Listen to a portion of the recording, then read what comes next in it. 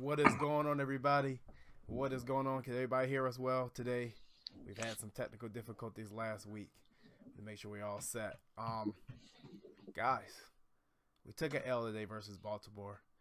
If there was one L that we're going to take in these next couple of games, this will probably be one of them that we would say, okay. Play a tough game, right? We didn't get blown out. Defense looked stout. Josh Allen looked very hurried today. We didn't do a good job protecting him. He took a lot of shots. He's gonna need a bad ice bath tonight and tomorrow. A lot of things, some positives, some negatives, but I think this game was very even kill. But we're gonna talk about it. We're gonna break it down. I got my Capaju with me. Clayton Garrett, what's going on? Not much. I mean, what could you expect from this game? You know, for me, it was kind of reminiscent of when they lost to New England in Week 4. I mean, it's a good football team. You're going to lose to good football teams. They were competitive today, to say the least. Fred Martin, what's going on? You know, it's funny that I'm not really upset with this loss. You know, normally I'd be like throwing stuff or whatever, but for some reason, I mean, you just, you know, we shut them down for the most part. I mean, it's probably one of the best teams right now in the NFL. It's a team to beat. They're on a 9-game win streak as of right now. We lost by 7 points. The difference was that turnover. We didn't score on the turnover that we forced on them. But I'm not upset. I think I expected that, you know, we showed up pretty much for the most part. We showed up. Yeah, most definitely. Showed up is definitely the key word today. We did do that. But end of the day, we still took an L, and we needed this W, and we didn't get it. So some of the takeaways from this game for me was the defense has fixed those problems that they had earlier in the year. I think that's for sure. Because I looked at Mark Ingram today and I said, oh boy. Last time Mark Ingram was in Buffalo, we know what happened with the Saints. They ran for almost like 300 yards, and he had like $130 and 3 touchdowns. But the defense looked good.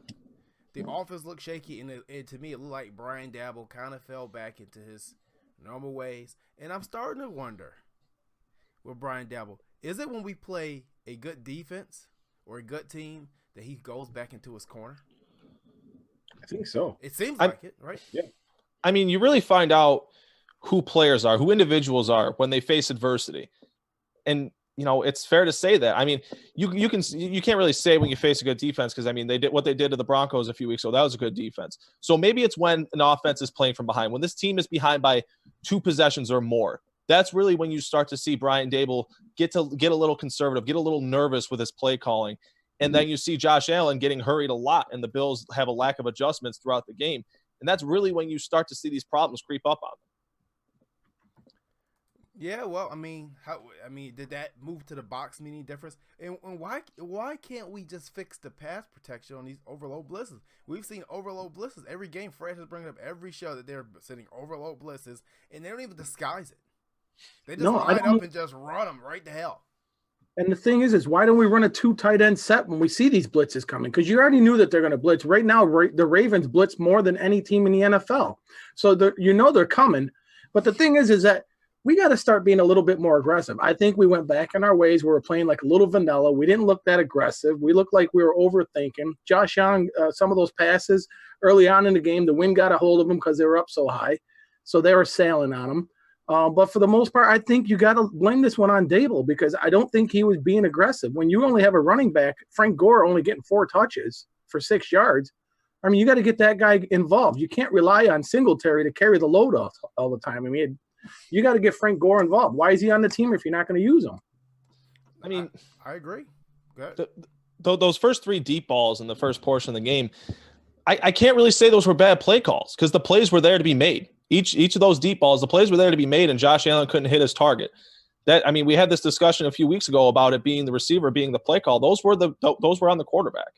Those were fine play calls that Josh Allen just so happened to miss them. I understand that Allen has had a low percentage of hitting deep balls this season, but point blank, he needs to hit those receivers in stride for those plays. That to John Brown on that first series. That's 6 if he hits him in stride.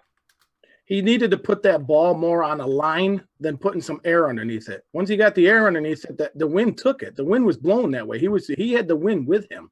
So that wind was just pushing the ball. He's got to learn how to adjust to the wind in Buffalo. I think he's got a big arm, but if you don't adjust to the wind, it's all for naught. Right. Yeah, I mean, I don't know. Like I said, I'm kind of okay with Devin Singles' workload, and then I'm not okay with it.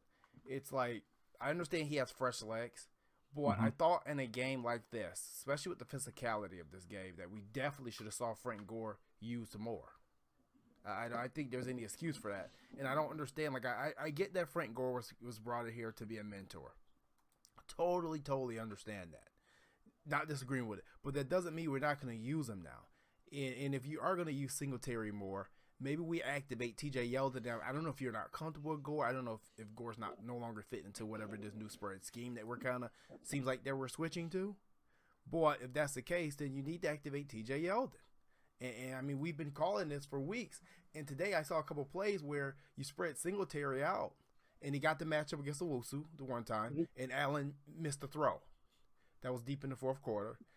If that's TJ Yeldon, he's more of a receiving back than any of these guys on this team. And I still don't understand why he's not activated if this is the type of offense you're going to run, especially if you're going to use Frank Gore for 10% a game. Right? And I've been saying it too. I said we should have three backs activated on game day. You got three different types of backs doing three different things. Those are more things that the defense has to adjust for. Each back has a tendency to do different things. Now you're just running Singletary. They don't have to adjust. They know how he runs. They know he's a one-cut kid. He's going to get out to the outside, and then you got Gore who's going to go up the gut. You need to have TJ Yeldon involved in this game, I think, because he's going to help in the passing game. We've been saying this for weeks. I mean, I think the jury's out. I mean, the way to stop Josh Allen is send 8 guys to the line of scrimmage and force him to hurry his decision. The best way to counter that is a screenplay, and if you can't do that, then have an outlet back active. Not a lot of teams have those receiving backs. Not a lot of teams have those James Whites has those TJ Yeldons. The Bills have an outlet back on this roster that they just choose not to activate on a weekly basis. I couldn't tell you why, but he had 58 catches for Jacksonville last year. He only has 11 targets this year, and he hasn't been activated in 7 weeks? Right. Yeah. I don't know. I mean, by the way, the Brian Daboll our weekly Brian Daboll approval poll is up today. Last week he had a pretty good response, so we'll see what the response is this week. I don't think it'll be as kind. And you know about these polls, they get trickier and trickier about a week. But no, I don't know. Like I said, I do want to talk about, before we get into Josh Allen, I do want to talk about the game that Devin Singletary had today. This is a guy. Once again, he's been getting better and better each week. He's been getting stronger and stronger each week. And today he had another 17 carries for 89 yards, averaged 5.2 yards a carry, and he had actually 6 catches for 29 yards. He really made me mad with the one drop he had on the screen pass because he only had Earl Thomas to beat. But hey, it happens. He's a rookie. Same for Dawson Knox. As a rookie, it happens. They hopefully going forward, they'll hold on to those balls. Devin Singletary, another strong performance. What are you seeing from him, Clayton? What are you seeing from that offensive line? You're a former big guy yourself. I mean, the offensive line, you look at how the offensive line blocks, really their strong suits really fits into Devin Singletary's strong suits. I mean, when we were talking about him, we say he's elusive like a LaShawn McCoy, but he's not as explosive. He's elusive like a LaShawn McCoy. But I think the difference between Singletary and LaShawn McCoy is he hits the hole before he makes that cut. He'll set up his move in the hole, but he hits the hole and then makes his move, and then he has open space. I mean, he's really a good complementary back. And I mean, if you use Frank Gore in this game, it could have been a very dominant game for the Bills on the ground. I just don't know why they chose not to. But I think Devin Singletary, it's another solid game. I think this is only the first loss we've had where he's had over 100 yards from scrimmage. So that goes to show you that he should be an asset in the offense on a weekly basis. Right. Yeah, Devin Singletary's definitely shown that he should be the featured back on this team. But I would like to see more Frank Gore sprinkled in there. I think that we're trying to throw the ball too much, and I'd rather see the pounding ground this time of year. Against this defense, I mean, you're sending 8, and the way to beat that, if they're blitzing you, is to run right at them. And that's what we should have been doing. The wind was up swirling today, so, I mean, I don't know why we're trying to take these deep shots. I didn't like a couple things I saw from Cody Ford, though. And I don't know if what he was seeing, if he misread the protection or whatever he was supposed to be doing, but it's 3rd and 1. We ran to his side, and he lets the guy just run right past him like a revolving door. That's not acceptable. I know he's a rookie. He's going to make mistakes. But on a 3rd and 1, I don't know why we're getting outside of on his side. I think I would have been more comfortable running on Quentin Spain and Deion Dawkins' side to try to pick that first down up. Yeah, but maybe that's what they were expecting. I don't know. Like I said, it seemed like the run was there. He only needed 2. I mean, if Cody Ford does pick up and I will give him credit. Owusu, I think it was Owusu who came from the left side of the left side of the field and shot the gap on him. So I mean, it's gonna happen. Cody Ford has been playing particularly well the last couple of weeks. I'm not gonna harp on him for making a mistake. He's a young guy. Singletary made a couple of mistakes. Knox made a couple of mistakes. Ford's gonna make mistakes too. But Ford has looked considerably better since he did in the first part of the season. So maybe it's the fact that he's no longer rotating. I don't know. Maybe he's more comfortable. Another big thing today is Cole Beasley and John Brown. If you go to that Bills last drive to score, that's been highlighting something we've been talking about a long time, and not having a true number 1 receiver. And that last drive itself showed why we need one and what happens when you don't have one and you go to get. Now, mind you, this Baltimore team it's not your normal team. You have 3 cornerbacks in Humphrey, Peters, and Smith, along with Earl Thomas, and a very underrated Chuck Clark. Mm-hmm. Right? Yep. But you don't have a number 1 receiver. And when you don't have a number 1 receiver, how many people got to that 4th down play on 4th and 8 and said, "Oh boy, who's this ball going to?" I did. I raised my hand to that. And we don't have that guy that you're going to say, okay, this is going to a Michael Thomas. This is going to a Odell Beckham. This is going to a Jarvis Landry. We don't have that. And when you're going to throw it up. You're going to throw it up, and hopefully your receiver gets up their high points and wins that one-on-one battle. We don't have that guy. Right. And the further we get into this season and the better corners we face, especially when the team has number 1, where's Brown going against Gilmore, whether it's going to be Brown going against Humphrey again if we see them in the playoffs, or any of the other teams, we're going to have a problem. These guys are not number 1 receivers, and they're not that explosive either necessarily. Brown's fast, but he's not explosive, not Tyreek Hill explosive. I mean, what are we going to do to combat this? Clayton, I'll come to you first. Really, the opportunities to fix this problem for this season, for the 2019 season, have come and passed. I mean, all we're left to do is talk about it, but you're absolutely right. I mean, where does Josh Allen struggle the most when facing defenses? It's when facing man coverage. While that's due in part to teams blitzing him and covering his receivers, that's also due in part to the receivers not being able to get open when they're facing these solid man corners. You talk about Jimmy Smith, Marcus Peters, and Marlon Humphrey. You're talking about 3 first-round picks, and then Earl Thomas playing center field back there. That's a very solid secondary, and none of these receivers could get open. And we talk about having that alpha. I understand some people want to clamor for Duke Williams maybe. But what people have to realize about Duke Williams is he had 1 game. I mean, the film's out on Duke Williams about how a defense can stop him. And I don't think if any of these receivers that we have that are fast that we're playing today, if they couldn't get open, I don't see Duke Williams getting open very much today either. And mind you, before we go to Fred, John Brown does not have more than 4 catches in his last 2 or 3 contests. Right. He does not have more than 4 catches in those contests. Mm-hmm. Teams are keying in on him now, and he's no longer hitting Jim or Secret, and they're completely removing him out of the game. I mean, today he had 8 targets, and this is his highest target count in the last 3 contests. I think the last 3 contests he didn't have more than 4 in either game. Fred, I mean, what are we gonna do? We don't have. I think right now, like Clayton had just said, us fixing this issue is gone and past for the 2019 season. But here's the thing: you can still utilize the wide receivers that we have. I think we need to go back to having some of those rub routes, some of the crossing routes. I mean, you got to start utilizing the strength of your wide receivers, and then just having them streak down the field. That's not it. These guys, they work well underneath, making cuts, going underneath those little short, intermediate 10-yard passes. I think you got to start utilizing them. I don't like the fact that we're taking these shots down the field. We're not completing them. Now we're behind on the sticks. You got to just do a little bit of the dink and duck. Not only that, but as you're doing this, you're taking clock. So you're keeping an offense off the field, and you're just picking up 4 or 5 yards here and there. That's all you have to do. Right. I mean, this is a little left field, but Des Bryant's still available. It's not. At this point, it's not left field. At this point in time, and I'll be honest with you, Antonio Brown would not be left field for me. Thank you. I'm gonna make this point. Okay, I know Antonio Brown is crazy as all hell. He's crazy as all get off. Okay, he's literally insane. I think, but we're trying to win football games. We're trying to win football games. This is no longer a rebuilding project. You're a game or two out of first place in the AFC. You just lost the key game, obviously because you don't have a receiver that the defense really, really respects as a number one that you have to blanket with a safety over the top. And this dude's just looking to get on the field.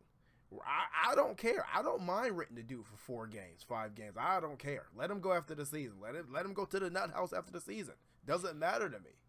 But you're trying to win games. Mm-hmm. And at this point in time, I would make a drastic move. I mean, he can't mess up the culture that you built in 5 games. I'm just being honest. I'm looking at the team that you're going to have to face. The Titans have a good secondary if they make the playoffs, and they're right on your heels. You got a Pittsburgh team that you got to play next week that has a good secondary. New England probably has maybe the best, second best, third best secondary in the NFL right now. You're going to see these teams again. Yeah. So you better do something. I mean, I'm sorry. I know a lot of people wouldn't be on the AB thing, but after seeing today, I'm like, Marlon Humphrey would have been on Antonio Brown. Then guess what? Then you would have got John Brown or Marcus Peters who take chances. Now you're opening yourself up. Then you had to throw Jimmy Smith on Cole Beasley. That's a mismatch. So you'll create a mismatch for yourself. I don't know. I'm just throwing it out there. Just throwing it out there. Yeah, Brett, I agree. Yeah, I agree. You against it at all? Yeah, I'm just saying. I mean, we got to take a shot at, get another receiver in here. I don't know if anybody's willing to come in right now with only 3 games left, but I mean, it's worth a chance, to try to get somebody in here. Or like I said, you change up what you're doing with your receivers now. Give them an opportunity to have success. Put them in the right place to have success. Maybe it's what Daboll's putting them in. Maybe it's these packages. Maybe change them up a little bit. It seemed like we were running a single back or an empty backfield most of the day anyways, again. So he's got that spread going on. But that spread ain't going to help you if they're putting 8 guys and 9 guys in the box and coming right after you. You're being rushed. You're not getting time. You're not having enough time for the receivers to finish their routes. And you define them. I don't think we ran enough screen passes. I'll be honest with you. I believe once we ran the screen pass at the end of the game, that screen pass was just, honestly, it was the last one where they pretty much blew McKenzie up on it. But the last one was very predictable. You had already ran it like once or twice. Mm-hmm. I think when you see them lining up like that, especially 8 across the line, 7 across the line, you got to throw the screen. That's when you should have motion Singletary out. Right. See if they defend or move. Because I tell you what, when they were coming, it doesn't matter what Buffalo were doing. They were refusing to check out of it. They were coming, and that was it. Mm-hmm. Yep. I mean, they didn't do anything to make them play honest. You talk about go look at the Pittsburgh game against the Cardinals today. I mean, look at how Kyler Murray and Cliff Kingsbury forced that pass rush, forced the 3rd best pass rush in the league to have to play them honest with screen plays, with draw plays. That's how an offensive coordinator schemes themselves out of a solid pass rush. That's how an offensive coordinator forces a defense to play honest. And we talk about this. It seems like every single game that this team has lost this season outside of the Browns game. Defenses are playing this offense aggressive. They're stacking the box. They're stacking the line of scrimmage, and they're setting 6 or 7 guys. And our offensive coordinator is not calling anything to help his young quarterback get out of trouble. That it's a recurring theme here. I mean, we talk about Brian Daboll's inefficiencies or inability, rather, to make mid-game adjustments. His inability to make adjustments on the fly. That's one of them, and it's really hurting his young quarterback. Josh Allen got his ass whooped today. He took a beating in that pocket. Yeah, dude. It was horrible. Yeah, it was worse than Peterman against the Chargers last year or 2 years ago. Peterman, Jesus. But, but at the same time, I mean, why aren't we utilizing our tight ends? You know what I'm saying? We got all these tight ends. Where was Tyler Kroft? Why isn't he involved in the passing game? Okay, we had the same question from Cody Wells, a similar question in the chat, and I'm gonna let you ask it because you're on that subject, Cody. We're gonna take your question. Do you think that's why the Ravens run such a heavy tight end packages? Because they have a similar wide receiver situation. They really only have Snead. Maybe it's something we can explore Fred. Now, what were you gonna say? Because that may tie into where you got to go. I'm just saying, man. We signed Tyler Croft. We brought him in because he's a pass catching tight end. We have Dawson Knox. He's a pass catching tight end, built like a wide receiver. And then you got Smith that you could be using to blocking, but you're not putting these guys on the field at the same time. Okay. You're not utilizing it. I'll tell you what. I don't have a problem with putting tight ends on the field. I'm not putting Lee Smith in there. Okay. Yeah. Lee Smith is good for about one penalty and one fight a game. Every time he's on the field, it's a scrum. So then deactivate him, and then why don't we activate Sweeney and give him a chance? Because he's too young. He was too wet behind the ears. He didn't know what he was doing out there the last couple of times. So was Dawson Knox. No, Dawson knows what he's doing. He needs to catch the ball. But he knows what he's doing. He's always open. He makes but why aren't we utilizing these though on a couple of these two tight end sets or whatnot? Those are two extra guys you have on the line blocking too. Because Croft looks horrible when he's on the field. Let's just be. He looks terrible. Yeah, he has no separation. Just a big lumbering guy out there. I mean, we have two tight ends that we're pretty much paying for almost nothing. Lee Smith and Croft. Because every time Lee Smith on the field, I understand that he's supposed to be this run blocking specialist. Okay, he either gets a holding penalty, he either gets a false start, or then he get after that he gets almost gets a 15-yard unnecessary roughness penalty every time for fighting. Yeah. I'm sorry, unsportsmanlike conduct. So that's why we can't run three tight end package. That's why, as Fred you say, we can't have nice things. Yeah. Okay. Maybe I don't know. Maybe use Pat DeMarco more. Yeah. Where's he didn't get any snaps today, did he? We're not on a kickoff if it wasn't a kickoff or a punt, he didn't.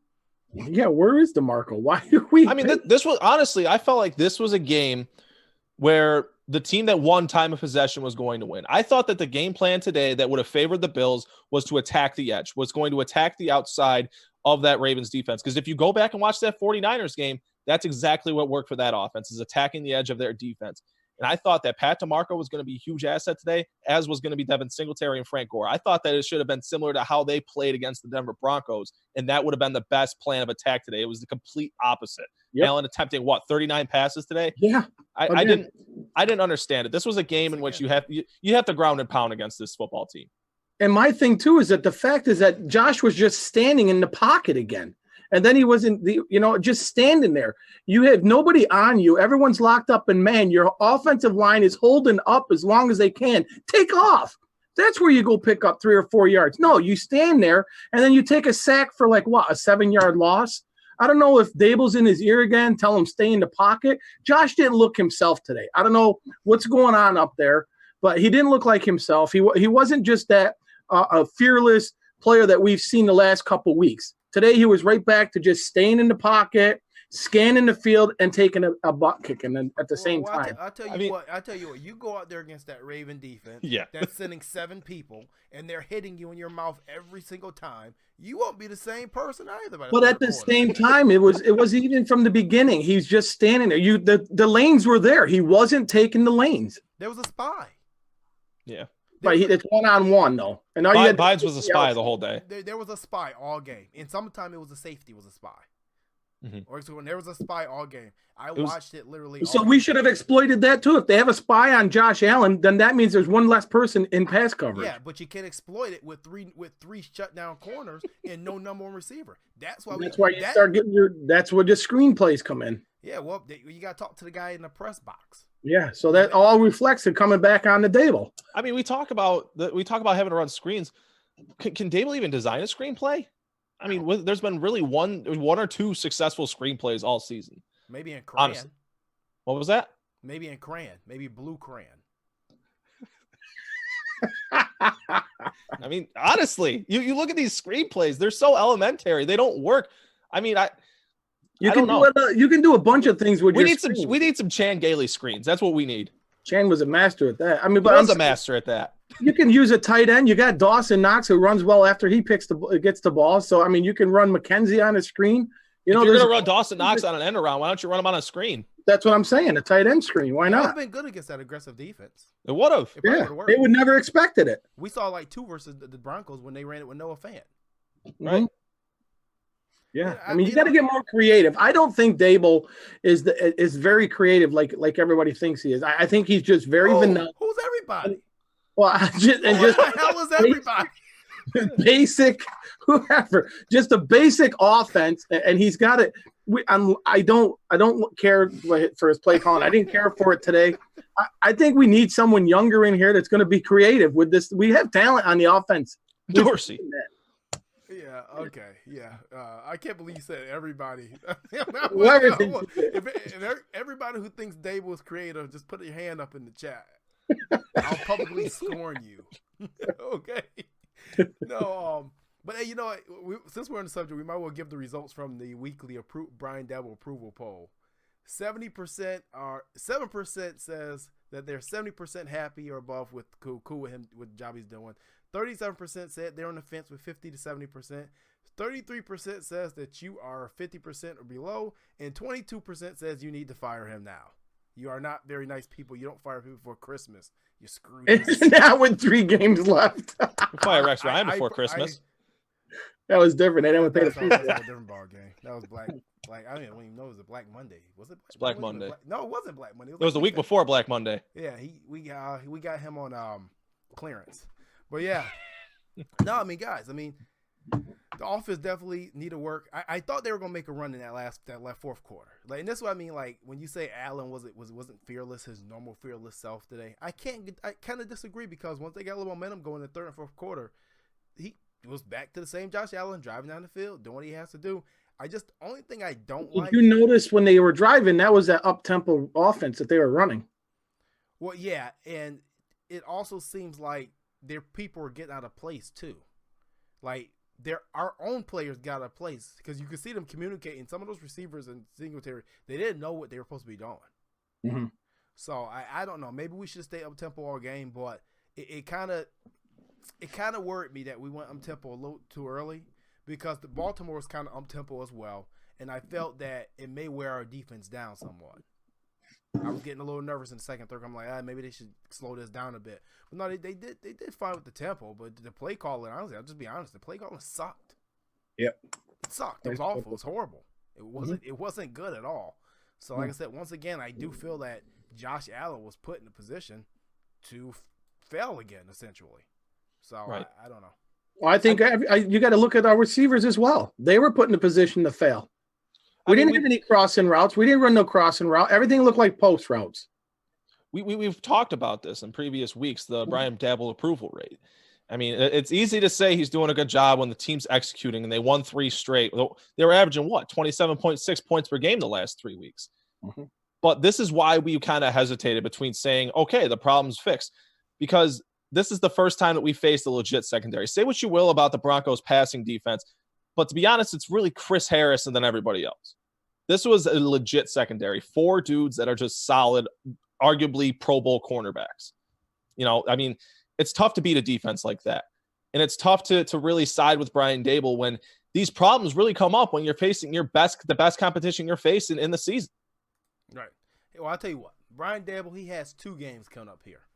One versus Pittsburgh and one against New England. Give me one creative game plan and one win out of these 2. Yeah. And I'll leave you alone. I won't say anything bad about you anymore. My fingers are crossed. It's not true. But I won't say anything bad about you. Just give me one. Give me one creative game against a team that's not like 1-15. And I'll be happy. I'll be satisfied. But I just don't think we're going to get it. It is what it is. At this point, like I said, press box, no press box, on the field, in the medical tent, in the locker room, spy cam. I don't really care. Brian Daboll is not creative. He's not going to be creative. And unfortunately, when we play good defenses and aggressive defenses, we have a problem. I'm just gonna keep it honest. The defense today. All week we heard about Lamar Jackson, Action Jackson, Michael Jackson, Lamar Jackson. Mm-hmm. We hear about Eric Jackson in every which way we could hear. I said last week I wasn't worried about him, that I was comfortable. I thought McDermott was in his comfort zone, and I alluded to the point that he prepared against a Donovan McNabb in practice for years in Philly with it, prepares defense. He prepared against Cam Newton and with his defense in Carolina for years. He played against people like Michael Vick, and I went back to the stats and the numbers last week that he's held scrambling quarterbacks to low stats. Today, I think it was no different. Now, don't get me wrong, Lamar made the plays he was supposed to make, but this was not the Lamar Jackson MVP Lamar Jackson that he's shown in pretty much almost every other game this season. What happened? What did McDermott do? What did Leslie Frazier do? Because we don't give Leslie Frazier enough credit, and I get sick of that. What did they do to really slow him and his Raven offense down today? Fred, I'll come to you first. From what I saw in the game, they held him in the pocket. They kept him in the pocket. They weren't letting him get outside of the tackles. They were holding him up inside the pocket. I mean, this defense is legit. I mean, if there's any bright spot from this game, it's this defense. I mean, they were averaging 33 points. We held them to 24 points today. I mean, even the yards, they're averaging 420 yards a game. We held them to 257 total yards. Rushing the ball, they're averaging 207. We held them to 118 total. So it's the defense. And I think a lot had to do with our ends and the line just keeping them inside that pocket. They were not going to let Lamar Jackson beat us by his feet. And they did it. They even shut down Mark Ingram. And I've been watching Mark Ingram the last couple of weeks. And I'll tell you what, this guy's been running like a man on a mission. He only had 50 yards.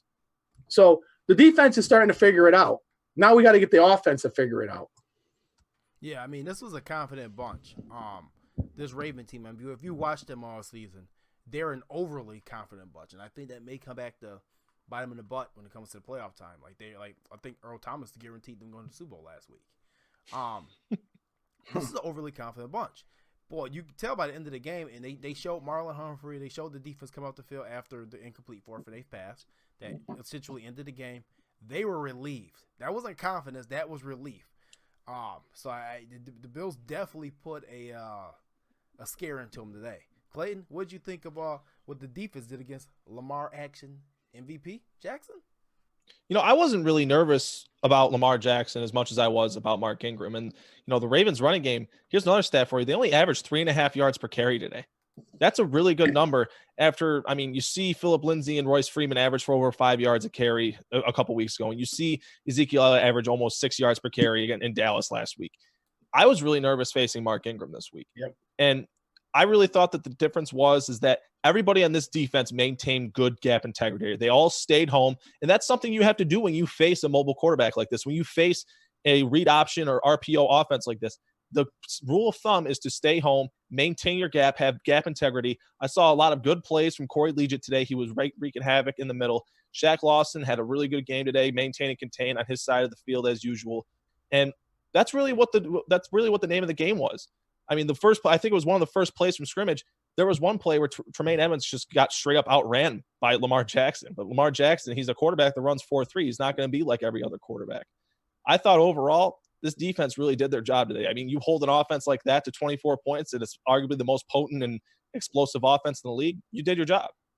How about that how about we made them punt 7 times? Exactly. I know it's not a big thing. They had 3 in the last 4 games? I was 3 times they punted. Right. Well, He made them punt 7 times today. They hadn't punted and coming into this game. They hadn't punted in 21 straight drives. Yeah. It's crazy. So, no, I mean, this defense did a good job. And we got a lot of people mentioning Shaq Lawson, Mike Back, Colin Gale Phillips, Leroy Mud Dog Williams. So they're all saying Shaq Lawson. Shaq Lawson had another great game. And like I said, Mike Back makes the comment that the stuff he did with how he contained them won't show up in the stat sheet. And no, it won't. But if you watch that game, Shaq Lawson had a well of a game. He really did. And he's playing at an unbelievable level. And I wish we could see him on the field a little bit more. But he's just not as strong rushing from the left side of the field as he is the right. And I wonder, Shaq Lawson obviously comes from Clemson ACC, and it's very similar to containing the read option. It seems like he definitely contained the read option a lot better than Jerry Hughes did, but he's also has less time removed from college. But he also played with Deshaun Watson in a Clemson program that actually ran the read option. So Shaq I think he was once again, that's another player who was in their comfort zone. So definitely shout out to Shaq Lawson. Let me ask you a question. Why do we think Shaq Lawson is playing at this high level? Has he developed? Has he arrived? Or is it just this is a contract year and we still need to be buyers beware? Clayton, I'll come to you first. You know, I dove into this in an article that I put on coldfrontreport.com. Check that out already if you haven't.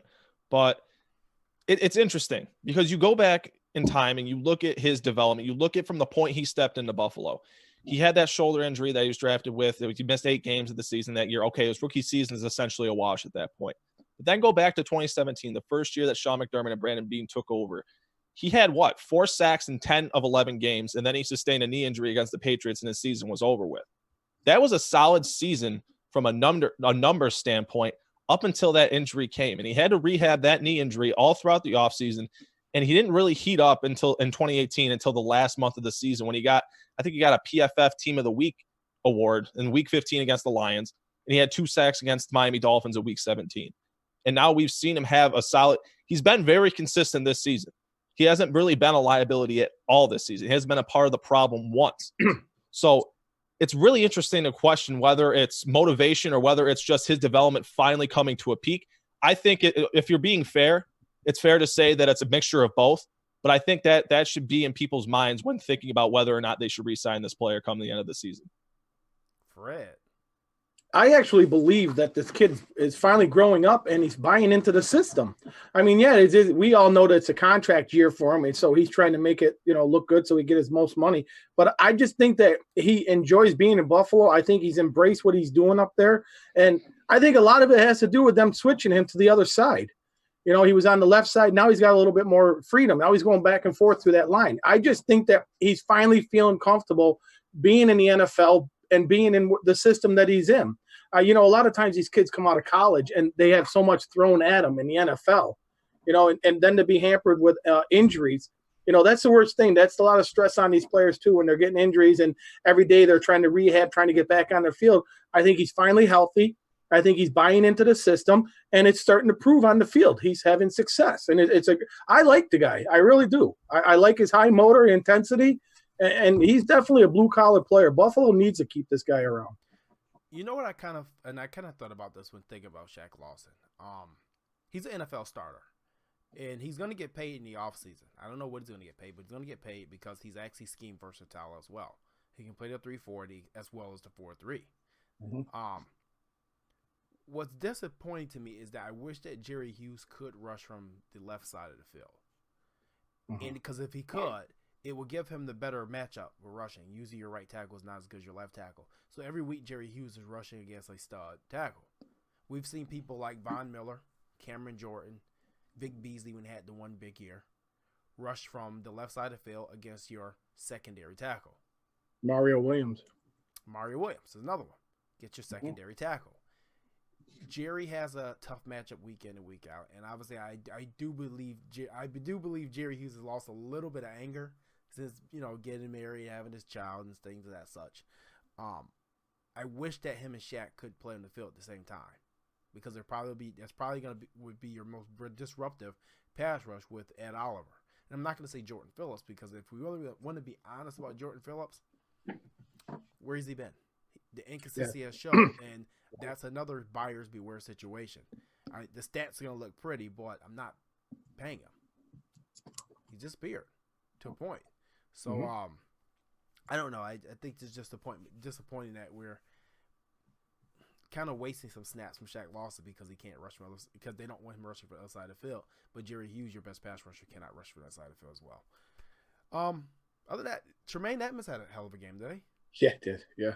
He had a well of a game. He picked up. I mean, he showed his athleticism. I mean, this entire defense showed their athleticism today. From Micah Hyde being in the box to Shaq Lawson to Tremaine Edmonds. Jordan Poyer. Poyer had 10 tackles. Yeah, 10 tackles. He stuck his nose in there a little bit too. Matt Milano stuck his nose in there. Lorenzo Alexander, I don't know how he keeps doing it, but I mean, he absolutely he pulverized somebody. It was Marquise Brown. Yeah, golly. I mean, Antonio felt that one. I mean, he pulverized that dude, man. I felt bad. Like, I was like a welcome to NFL rookie hit, man. Micah Hyde got a piece of someone too. Seth Roberts in the back. Yeah. We were definitely physical today. Yeah. Tremaine Edmonds got his first interception. That was a great tip play. That looked great. Great tip play. You can't cheat the tip drill better than that. Well, he was like 3-4 yards away from that ball, and he still was able to reach out there and grab that ball. Well, it's hope that he's 7'9".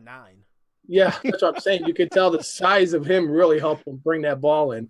It would have been nice to see us do something with that, though. Yeah. Well, that's the problem. That's nothing I really want to talk about. The sacks that move us out of field goal position. We've seen this in multiple games this season. The sack that moves us out of field goal position. And we know that Steven Hauschka, he made 3 for 3 today. He was right down the middle on all three, it seems like. But, my goodness, the sacks at the 35 or 36 that move us back to the 40 or whatever, we got to stop that. We have to stop that. It kills us. Throw the ball away. Even play conservative. Maybe run a draw, run a screen, run something that's not going to lose you 7-8 yards and knock you out of positioning. We lose points week after week because of it. Fred? Yeah, well, I'm not just going to touch on the sacks that you're talking about. And I'm going to talk about the third down efficiencies again. I mean, we were 4 of 17. The third down efficiencies are hurting this offense. We need to be smarter. We need to – I don't know what Daboll's doing, but we need to be a little smarter, run some more plays. We got to pick these third downs up. We're getting taken off the field too fast, putting our defense right back out there. That's probably our weakness that we've had all year is our third down efficiency. And today was another point. 4 of 17. You know, we have to do a better job of picking up these first downs to keep the freaking clock going, keep the clock going, keep the offense out there, keep sustaining these drives. I mean, 4 and 17 on third downs today. That's not going to cut it in the NFL. No, and I think at one point we were 0 for 8 on third downs on 3rd and 7 or plus. Yeah. So, Clayton? I mean, 4 for 17. That's just – I didn't even know that.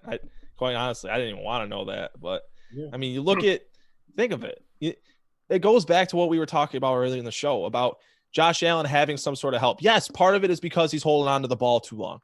But another part of it is that he doesn't have an outlet. He doesn't have a check down. Or maybe it's that he doesn't want to go down to his check down.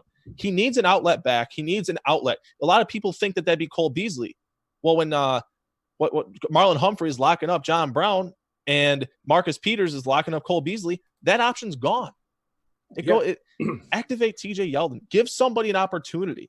I mean, a lot of people, yes, the Bills have a great young core, but they lack that number one alpha receiver, and we've talked about it all season. This offense needs help drastically, and I don't know what it is that makes TJ Yeldon inactive every week. I really don't get it. Maybe they need their 5 safeties or they need their 5 defensive tackles. I don't understand it, but I'm telling you right now, the third down issues that we've been talking about literally since week 5, since the Bills beat the Titans, the first time they showed up, would be almost instantaneously fixed if you activate TJ Yeldon and give Josh Allen an opportunity on those third down blitzes. And I know some people are going to say, well, TJ Yeldon didn't look that good. TJ Yeldon didn't do that great. He did okay when he was in there. But I'll tell you what. If you're going to spread Singletary out, and I saw that about 4 times today to wide out, and I saw Frank Gore spread out like last week, like twice. TJ Yeldon has to be a better option than those two spreading out. Neither one of those guys are pass catchers like that, and Frank Gore's like 36 years old. That was just as bad as last season when they spread it out.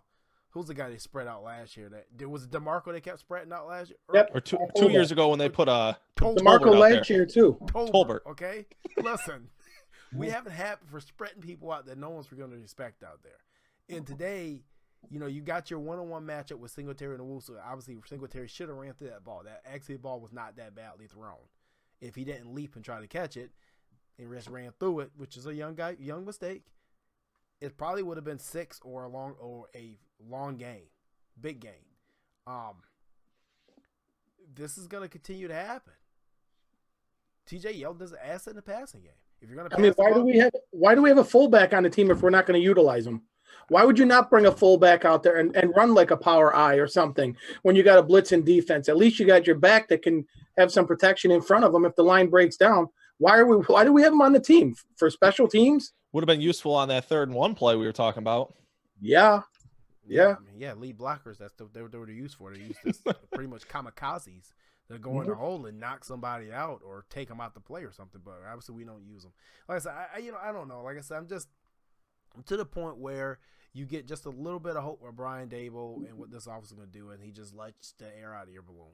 We're still 9-4. It's not the worst thing in the world. Don't get me wrong. We did okay against this Raven team. We had the mishap with the Hayden Hurst play.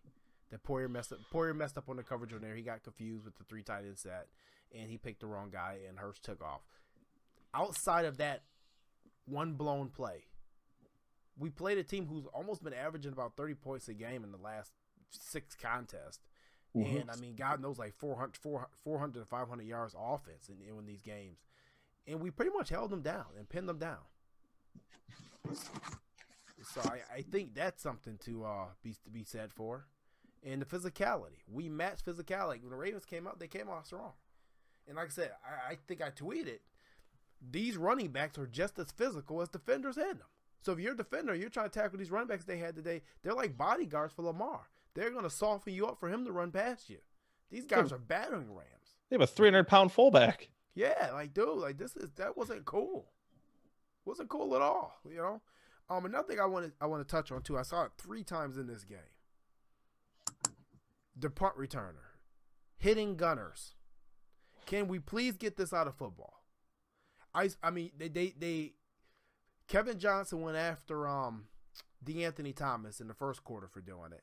And, I mean, they broke it up, no penalty. Then they called DeAnthony Thomas for the one he tried on Foster, right? Yeah. And then I saw Andre Roberts do it. He was our guy, and I wanted him penalized for it. Get this out of the game. These guys are defenseless. These guys are defenseless too. It's no different defensive receiver. You're looking up for the ball. You're defenseless. These guys should not be. If you're not going to catch the ball, you should be move out of the way because you shouldn't be able to hit a gunner. Somebody's going to get seriously injured. I saw Wells Walkers taking people's heads off. I was actually impressed with their special teams. I mean, those guys were flying down the field. I mean, I agree with you. I mean, they try and make these kickoffs, or they try and reduce the amount of kickoffs in every single game, or they make it incentivized to the point where teams don't want to return kicks. Yeah. It's no different than when these punt returners are taking blind shots on gunners to try and allow the ball to roll into the end zone or whatever have you. Yep. I mean, it's a very fair point. It is Bush League, just like you said on our Twitter. I mean, players should not be doing that on punt returns. No, not at all. Anything else you guys want to get to? We about 52 minutes in, and people got to get to bed soon. So, anything you want to touch on, Fred? Hey, I mean, we got Sunday Night Football coming up. How many years has it been since we've been on Sunday Night Football? So probably one of the times they put it against New England. Yeah, it was 07. I'm anxious to watch this game. I mean, hey, that's all you can do. I mean, this game's over with. We're on to Pittsburgh. Great job by the defense today. I was happy to see that we showed up. So off to Pittsburgh. You know, we're not out of it. The good news is that everybody lost. Everybody that lost today helped us. So even New England losing. So we're not out of it. This loss doesn't do anything to us. So we just got to keep winning, though. Yeah. Clayton, would you got anything you want to touch on before we get out of here? I mean, thinking about this loss, I mean, the best case scenario in today was the Bills were going to come away beating the best team in football. And then the worst case scenario was they would lose to the best team in football. I mean, like, everything that needed to happen for the Bills to clinch a playoff spot in week 14 this year happened instead of them winning the game today. This game didn't hurt the Bills at all. And it's a loss to a very good football team that's probably going to be one of the 4 best teams of football when the season's said and done. This is a game where a young football team, they can learn from. It's a building block more than anything. Yes, they're pissed off. Yes, they want to get back at it. And now it's time to see how resilient they can be on national TV once again next week.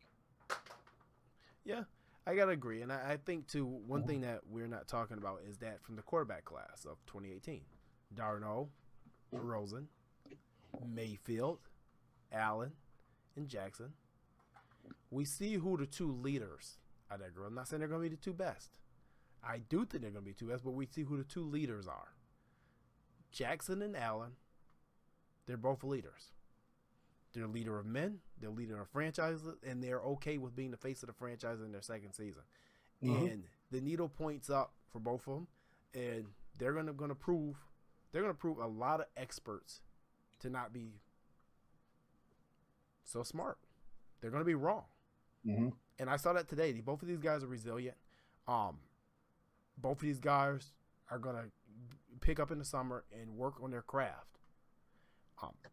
I think both franchises, also including Baltimore, should be ecstatic about what we have in our quarterbacks. And I think going forward that these two will be meeting up. These two will be meeting up for some years we'll see them again.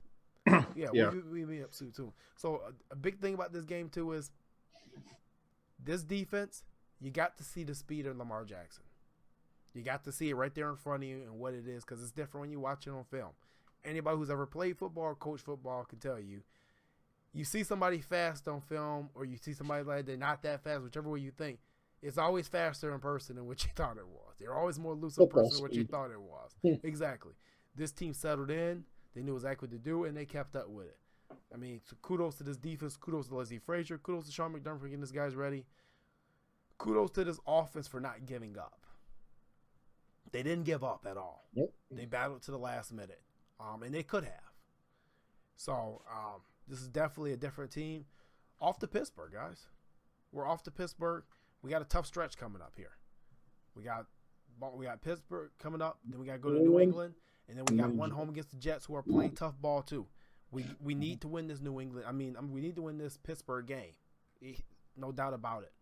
So, yeah, let's see if we can clinch that playoff berth next weekend.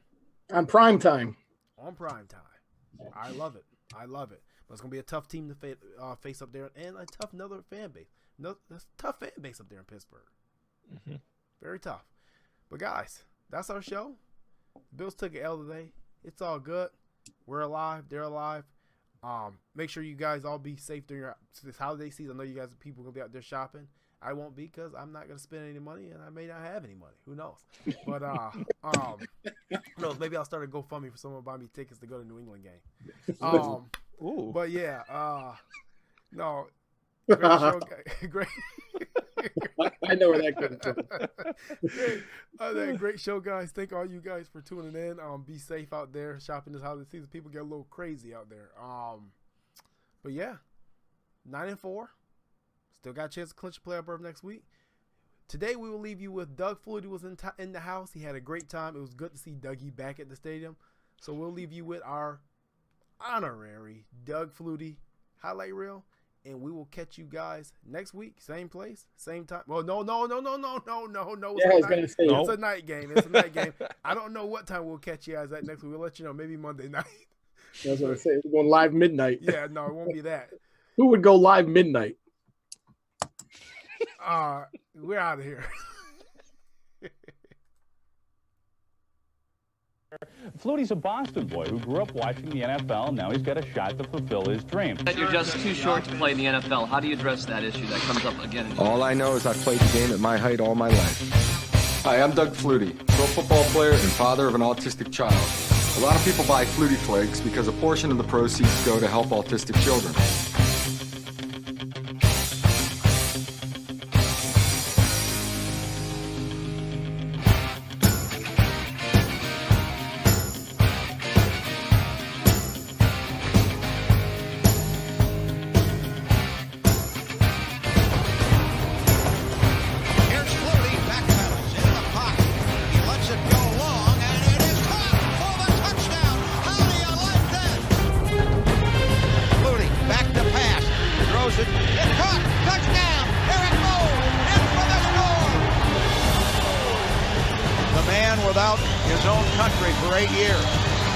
South of the border and electrified this crowd.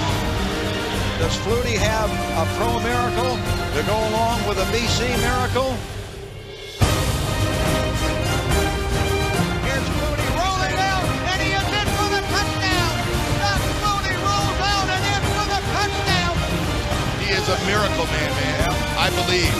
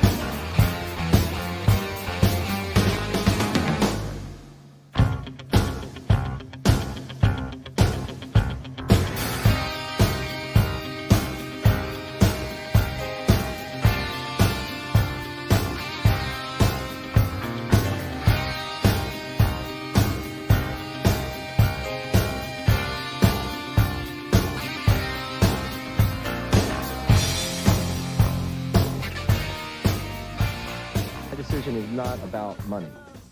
It's about playing football and having fun.